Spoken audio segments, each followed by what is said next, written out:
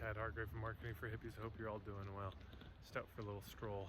And I was chatting with a woman who's an incredible thinker these days, who is thinking about getting her work organized in a different way, and of course has the natural reticence that we probably all have. One, about this work being online, about creating any kind of online communities in an era where we're online way too much as it is, and kind of wanting to just put the work out there, kind of wanting to just get it out and keep going. And boy, I can relate. It makes me think of another friend of mine who's a fairly well known in the health scene, and he had similar things like, I don't organize the info, I just put it out. So I have some thoughts about this, and here they go, for what it's worth. When people are in pain, there are three things that they need. Number one, they need empathy. It's just somebody to say, hey, that sucks. Number two, they need context. Why does it suck so much? Why is it so bad? Number three, they need guidance. Those three things, and in that order. If you take one of those out, hopefully you can see why it doesn't work. Now, they don't all need to come from the same person, but I'll say from being on the receiving end, it does help. Being the customer, the client, or the community on the receiving end of whatever it is, boy, it feels really good when it all comes from one place, simplifies things a little bit.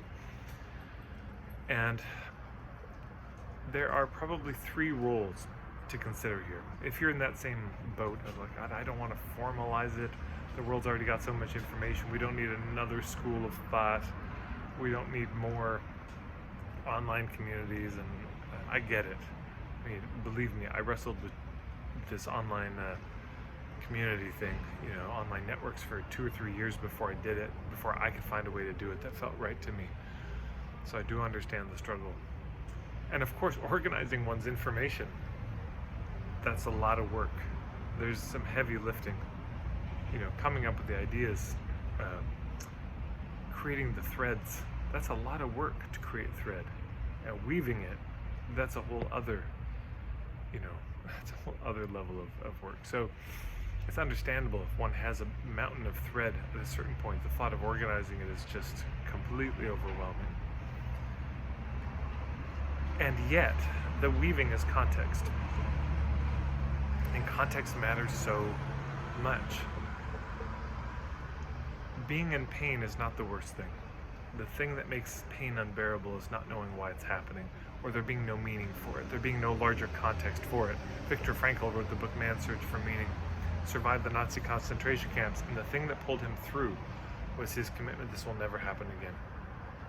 That he dedicated his life to making sure this wouldn't happen again. There was a larger context that housed his pain and gave him motivation. You could see there was something bigger it was about. This is what gets a lot of people through their pain. It helps people through recovery, helps people heal and be willing to do the immensely difficult work it is to heal, because they know it might help someone else who's been suffering. It's the wounded healer archetype at its essence.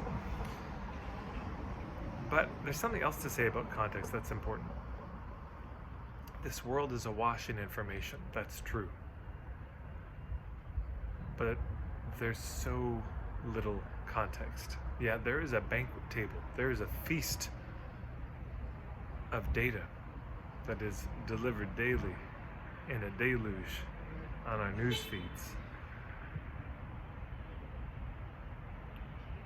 But there's so little wisdom.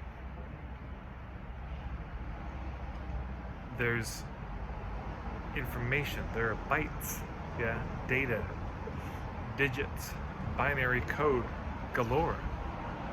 But where's the context? Where's the weaving it together? We see all the different parts of the ecosystem with no understanding that there's an ecosystem. It's so important. This is one of the things that civilization does, is it controls things. This is the heart, you could say, of technocracy and civilization, is the turning living things into dead things, because you actually can't control living things. Living things are wild and free at a certain level. So you turn mountaintops into pop cans, you turn trees into paper, you turn people into numbers. There's a kind of inanimism. There's a robbing people of their aliveness, and this is also what information is. I would say information without context. It's just data. It's just digits. It's not a deity. It's so lost its soul. And so it can't nourish us. The thing that really nourishes us is context. This is what culture could be understood to be. The thing that takes all of the separate nutrients, all the food, but it turns it into nutrition. That's what your gut flora does. That's what the microbes in the soil do. They take all the parts, but they turn it into life again. So culture, context, these are similar things. Culture might be the great context provider, the weaver of context. So I'm not, by the way, casting aspersions on people who just churn out the numbers and data at all, any more than I would cast aspersions on proteins or fats or nucleotides or carbs. They just need something else to nourish us. You don't just eat protein and it turns into amino acids in your system. There's a whole thing at work, largely your gut bacteria, that does that final step, that final bit of work. So people do churn out data, and God bless those people. They're people, they don't give us any context. They just say, here are the numbers, you go crazy. You make some sense of all these numbers. The analysts, the researchers in that way, and I'm so grateful they're around, because I don't want to do that work, but they do. Some people really enjoy it. Then there are people who take that data and they weave it into context so it makes sense for us. Yeah, because it's easy to say, it's data without context is just overwhelm. That's the source of overwhelm for so many of us, is there's no context. We've got this mountain of threads, but no idea what to do with it. Of course, it then gets tangled up with each other, and untangling it is an immense amount of work. So people are starving for context right now, not just information, not just data, context. How things relate to each other, the relationships between things. So one of the other things that civilization does is it shatters relationships, it severs relationships. So if you want to just get the information out there, it's great. Hopefully you can find somebody who can organize it for you, who can weave it together for you in a way. It's just more useful. It's more metabolizable if somebody can do that. And also, there's the thread and there's the weaving, but there's also the wearing. It's one thing to get a bunch of information and context. What is a medicine wheel? So many indigenous cultures around the world have some version of a medicine wheel. And in Turtle Island, anyways, you look at it and you say, well, it's just a circle divided into 4 with 4 different colors. What's the big deal? But the whole universe is there. The whole universe is in that little circle. Everything you need to know about being a good human, it's in that circle. So this is what context can do, can take the immensely ornate, complicated universe and turn it into something that is digestible, bit by bit. Yeah, it's a piece of context, it's a map you can return to. Now, we all know the map is not the territory, but boy, it can sure help navigate the territory, and people are really grateful. So it's good to just make the decision for ourselves. Do I want to be somebody who just puts out information in a world that's already awash in information? Or do I want to provide context in the world that so lacks it? Do I want to help organize these ideas? And again, it may sound like I'm favoring context. Of course, what I am saying is I think context is more needed right now than data on the whole. I think we've got the data. but I'm not really saying it's because it is an important role. I just think the missing piece right now, you know, it's like if somebody was eating a diet that didn't have any fat in it. It's not that the other things aren't important, it's just, I think it's time for fat right now. But thank goodness there's protein and carbs there too. So anyways, long video today, but if you've got that feeling of, oh man, yeah, I've got so much ideas, I want to put them on. I'll also say this was me too. I put out blog posts in the beginning. I had 600 blog posts, and people look at my blog posts and say, Tad, that's a 21-page blog post. That's an ebook. I said, but then I have to organize it and edit it, and I don't want to do it. And I said, I probably will at some point. Now I've got, I don't know, 16 ebooks.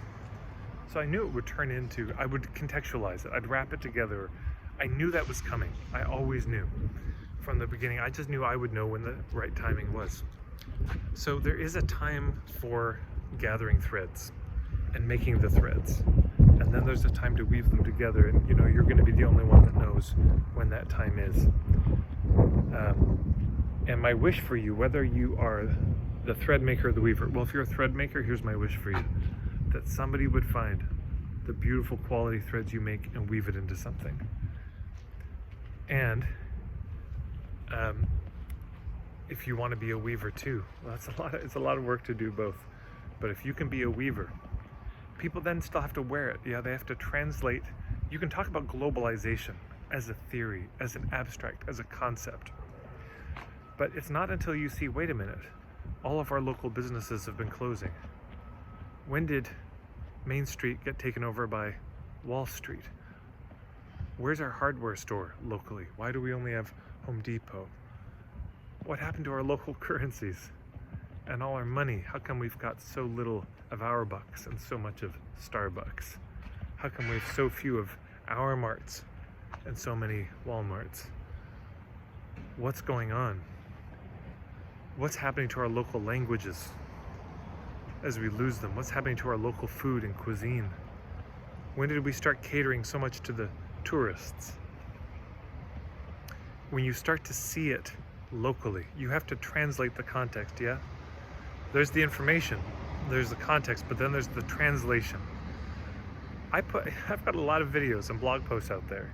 I'm not holding anything back, you may notice. I'm not, by the length of this video, obviously, I'm not holding anything back. And yet, it can take people years to take everything I'm saying and translate it into their situation.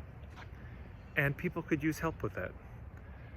People could really use help in taking the overwhelming deluge of information and simplifying it, seeing how things relate to each other, seeing what are the most important elements, how do they fit together. Mapping that out for people is a mercy.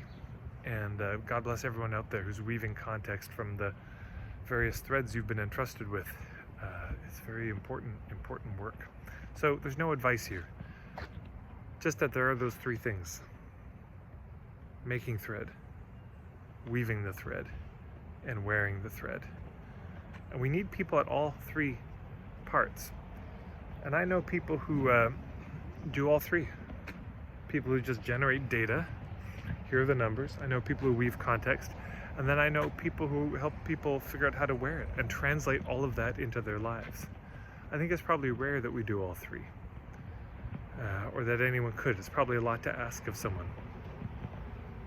But I would say whatever you do, do it beautifully, do it well. If you're gonna put out info, make sure it's good info. Make sure that thread is strong, you know, can be tugged on. And if it's gonna be context, boy, make that context beautiful.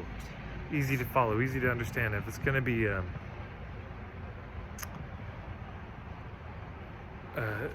the helping people wear it, helping people translate it, be real skillful at that.